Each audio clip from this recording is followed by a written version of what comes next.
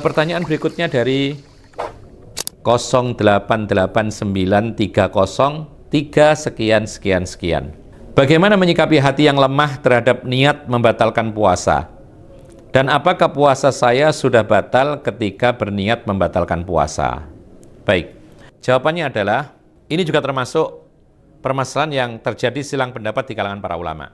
Tapi pendapat yang kuat dalam masalah ini, dan ini pendapat mayoritas para ulama, bahwa orang yang berniat kuat membatalkan puasanya, jadi ada niatan kuat membatalkan puasanya, pokoknya saya mau batal, tapi dia belum makan dan minum, maka puasanya otomatis sudah batal.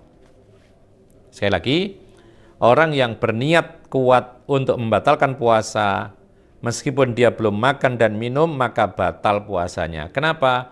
Karena Rasulullah mengatakan, innamal a'malu binniyat. Amalan itu bergantung kepada niatnya.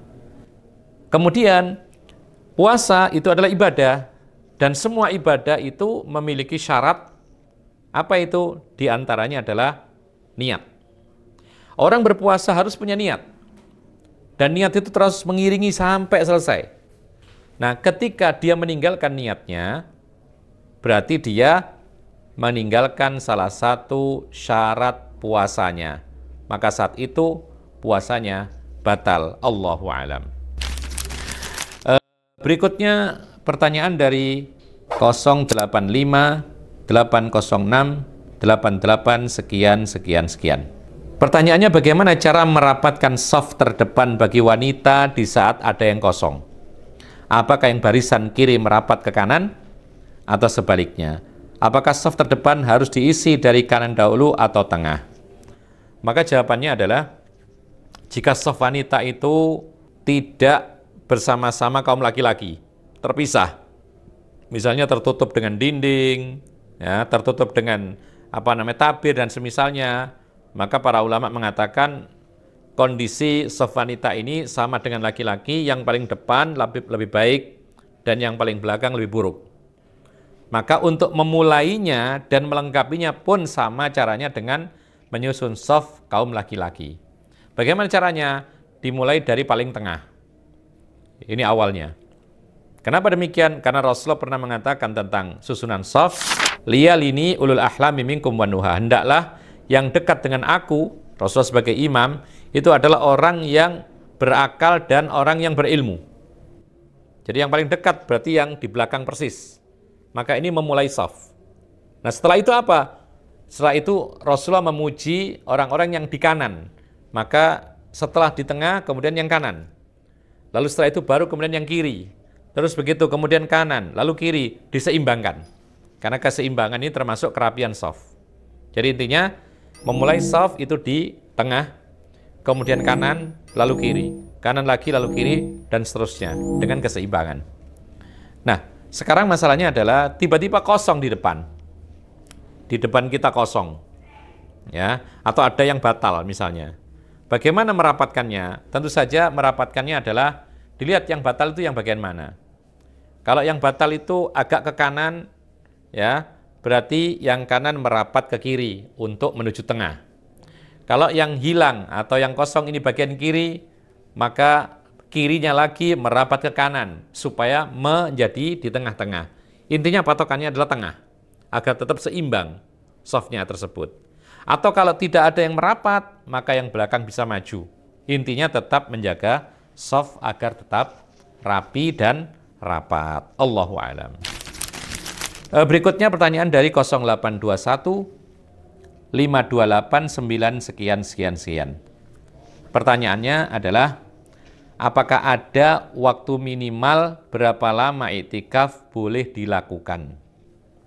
Maka jawabannya adalah iktikaf itu adalah suatu perintah yang sifatnya mutlak. Ya. Allah Subhanahu wa taala berfirman dalam Al-Qur'an, "Wala tubasyiruhunna wa antum aakifuna fil masajid." Jangan engkau kumpuli istrimu ketika engkau sedang beriktikaf di masjid. Nah, para ulama mengatakan bahwasanya orang beriktikaf berapapun waktunya ya sah-sah saja. Bahkan seperti yang dikatakan oleh Imam Nawawi, Itu barang siapa yang masuk ke masjid lalu meniatkan iktikaf walaupun sesaat, dia dapat pahala iktikaf.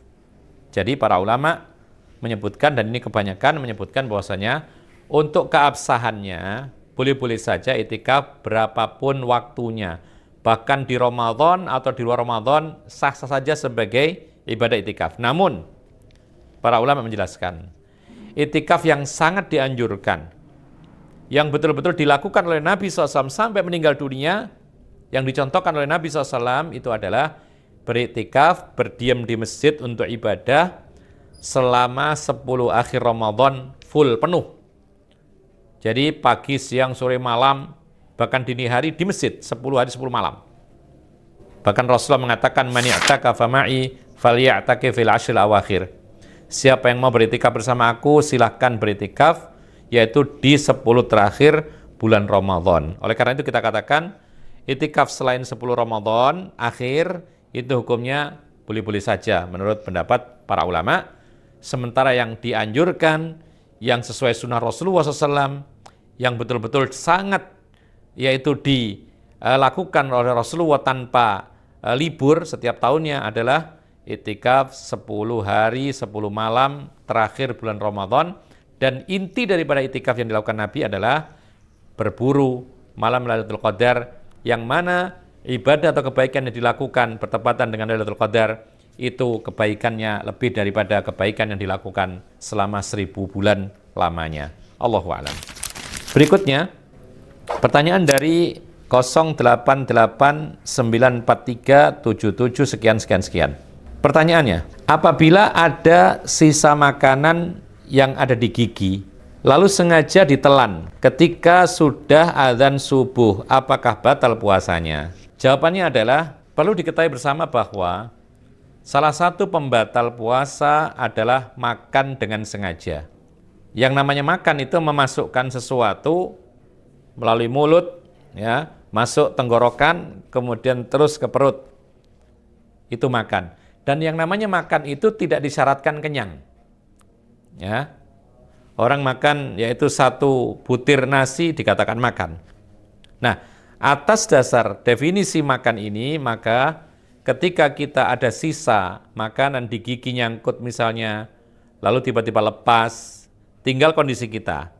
Kalau kita buang keluar, aman, puasa kita tidak batal. Tapi kalau kita sengaja menelannya, maka ini masuk kategori makan dan batal puasanya. Kecuali kalau kita tidak sengaja menelannya. Ketika kita menelan air liur, tiba-tiba masuk tidak sengaja, maka ini tidak batal puasanya. Jadi, itulah jawabannya. Karena itu termasuk kategori makan, maka batal puasanya. Allahu a'lam, ini yang bisa kita sampaikan. Wabillahi taufik. Wassalamualaikum warahmatullahi wabarakatuh.